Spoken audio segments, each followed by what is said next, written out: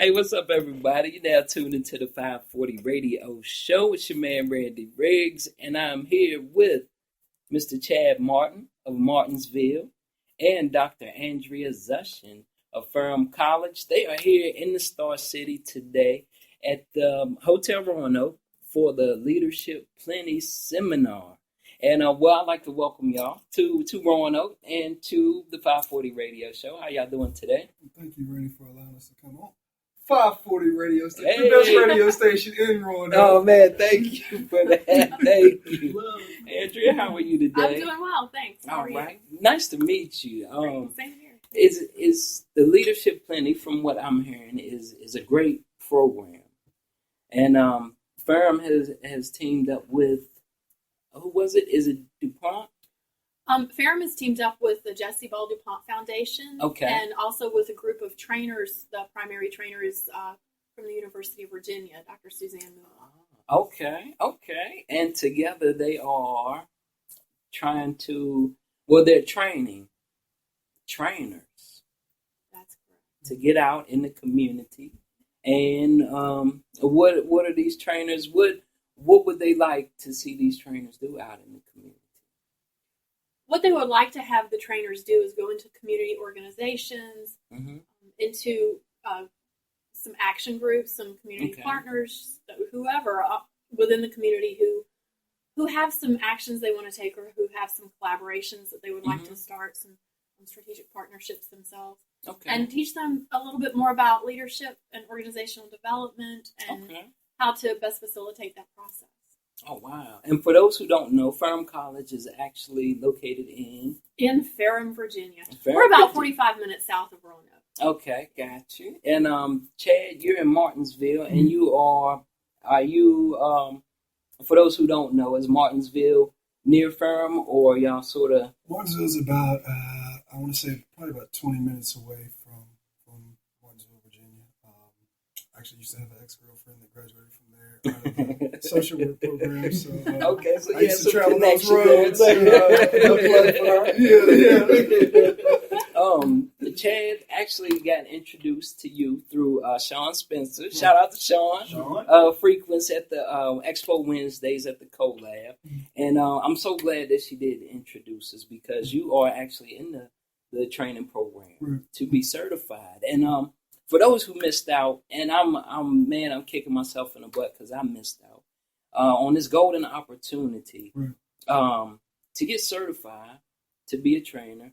You got a free room at the Hotel Roanoke.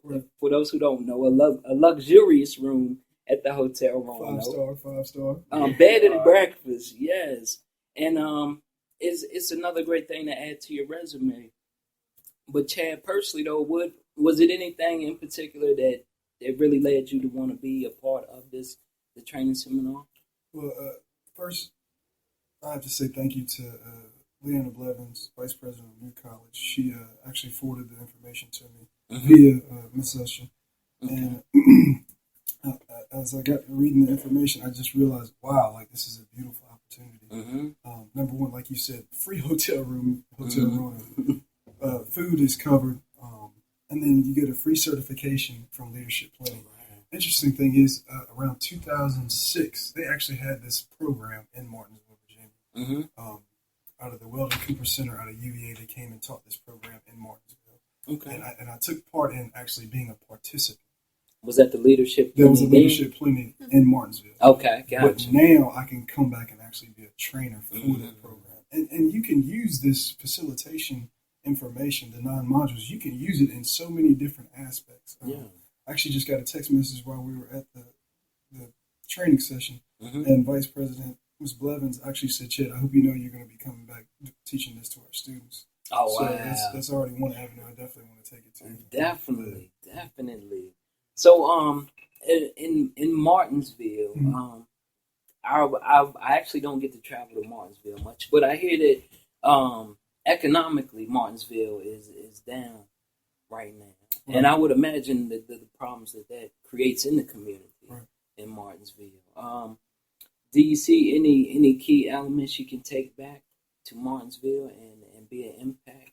Definitely.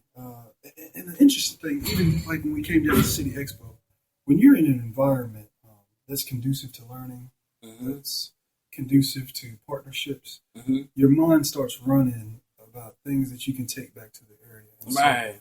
And so even here at the training, my mind in Martinsville, we've had some of the horrific numbers: highest obesity rate, highest child poverty rate, highest teen pregnancy rate, highest unemployment rate in the States. We just made like number 7 poorest cities in the whole United States. Oh, wow. But the plus side, a lot of people complain and say Martinsville is a retirement community. But one thing going through this training session, I realized, wait a minute, like a lot of people look at retirement people as people who their life is over with.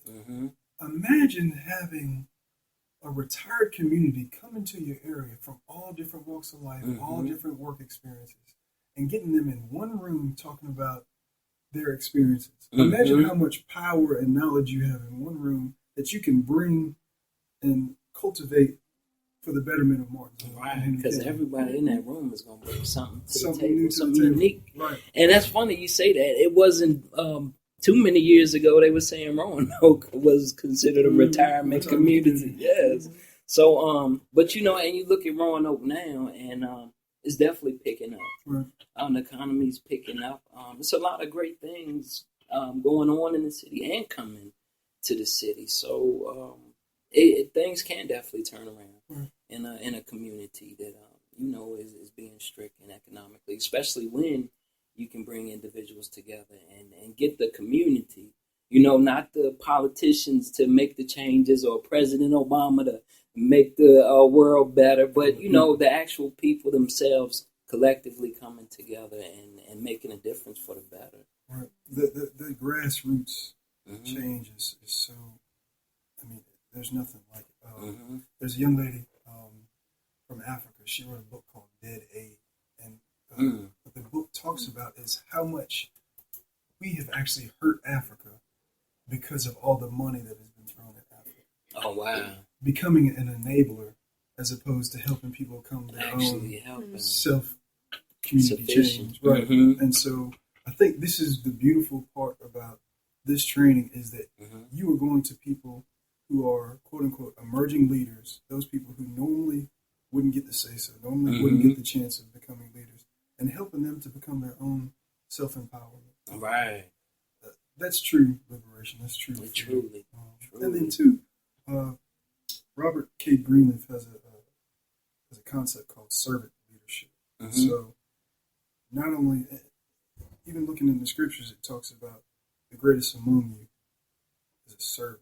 And so helping people to realize to become that servant. So it's a beautiful thing. It is. Because, at the end of the day, it feels really good. Even when you don't have, all the resources or all the money in the world to yourself, but to still get up and be able to do something for somebody else, and who might be less fortunate, actually see, how it brings, just a smile to their face or some joy to their life or eases some of their struggle.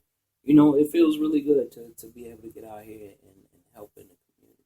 And to me, that kind of ties in with what Ferrum's motto is. What is Ferrum's I know we can't forget about Andrea That's over right. here. Ferrum College's motto is not self but others, and every person on that campus knows and lives that motto. Okay. And reaching out, that kind of community outreach is really important to the people who are there. Okay. What would you say Ferrum's college demographic is? Oh, Ferrum College's demographic. We have probably 85% of our students are from the state of Virginia. Okay. We're around 40 to 45, maybe up to 48% students of color. Okay. And that's a Hispanic, African American. That's all colors. A mixture. Yeah, right. Mixture. A very, very good mixture. Which is a great thing. It's beautiful to see. We have about 60% of our students, or pretty close to 60%, are what is referred to as Pell eligible, meaning that they're coming from some backgrounds where they've had some socioeconomic challenges growing up. Yeah. So then figuring out how to best support those students, not only academically but sometimes emotionally and spiritually as well. It's very important to all of us who work there. We love our students. We want them to succeed. And I'm glad that you mentioned it because we do. Even being here in Roanoke and talking with a lot of the youth. There's some really talented really great-hearted kids here. But if we don't have jobs or if we don't have anything to offer them once they finish school, high school or college, we're losing a lot of them because they're moving out of Virginia. And, so we definitely want to keep a lot of that talent right here at home where their families are, where their friends are. And, but be able to create avenues to where they can do what they love to do and make a living as well. So anything we could do to help out at Ferrum College, or anytime we have anything going on here, y'all are welcome to come up and spread your roots here in the city as well. Because even though you are at Ferrum, you actually live here in Roanoke. I do. I live here in Roanoke. Okay. Right. Okay. And many of us do. And we do. We have tried to sort of have some inroads into Roanoke and Martinsville, but we would absolutely love to continue expanding that. And expanding our influence and opportunities for our students as well. Oh, wow. Okay. So what would y'all say would be the future of the seminars for individuals who might be listening and be like, man, that sounds like a really great program or a really great network? Is it too late for them to get involved, or will there be other seminars in the future, or any way they could get in touch with you and just express their concerns about wanting to help out? I believe at this point it's the training on how to be a trainer, the trainer session. This is a one-shot deal, and we're wrapping it up this afternoon. Okay. I don't know if there will be any other train the trainer sessions in the future. I guess that remains to be seen. Okay. But contacting one of us or some of the other people who've been participants in this program. Hopefully we're going to have a list published pretty soon of who are participants. Many of us have already talked about ways that we can partner and work with one another to go into our communities and present the program to organizations and everybody who's interested. Oh, wow. Okay. And, anytime y'all information comes out, please send it to us, and we'll be glad to share it. And get that information out there to individuals as well. Great. Well, it has been great. I'm so glad that y'all came. I know y'all have to get back because, like you said, y'all are wrapping up the seminar this evening. It was a 2-day event, right? Yesterday and today. And so what y'all have coming up the second half of today? Nobody look. Nobody's just going to dive in there and just go with it. Just going in there. Was that one of those questions that so put you on the spot right there? That was a sniper question. I think that last part of the day, I think, is connecting with everybody, or reconnecting, I should say, with everybody in the group. Making sure everybody has each other's contact info. Making sure we don't lose contact with everybody. Because as you train the session, it has to be a situation to where you at least have 2 to 3 people helping you along with the training session. But then, too, it's those last modules that we have about wrapping up the ending of how you wrap up with a session and how you wrap up with facilitating. And those key aspects about how to facilitate. Okay. Now, let me ask a question of Chad before you all get wrap up. Do that. What do you have going on as far as future plans here and far and abroad? Oh, I'm glad you brought that up. Yes, good one. Go ahead. And it's funny because it just all ties in with the motto of Ferrum and the holiday that we just had. Dr. King said something.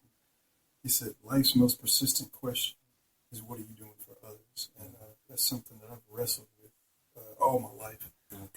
And so I've actually had the opportunity to just join Peace Corps. So April 22nd, I'll be leaving to go to the Kingdom of Lesotho in South Africa. So I've taken a 2-year stint for that. And hopefully, God willing, He'll allow me to come back and be able to help Martinsville in a more efficient way. And take the skills from Leadership Plenty over to another country who might not otherwise get the opportunity to receive that training. That's big. Yeah. That's big.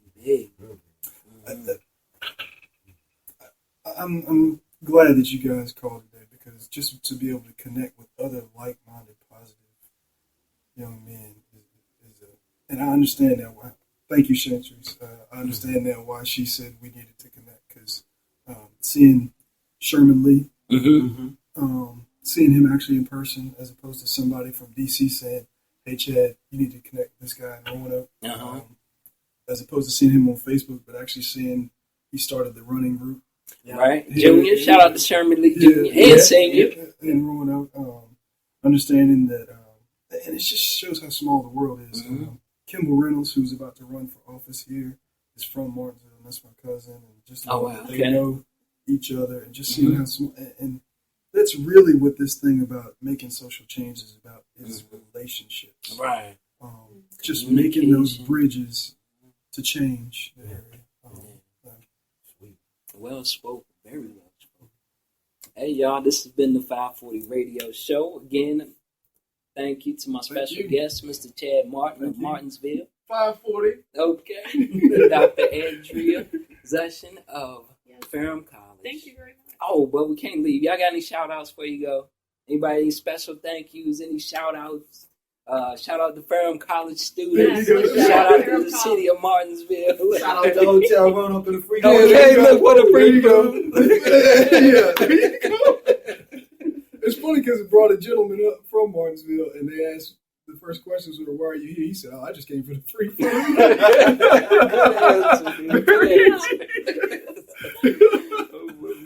Well, we're going to wrap it up here, y'all. It's been a pleasure. Hey, this is the 540 Radio Show. Let's grow.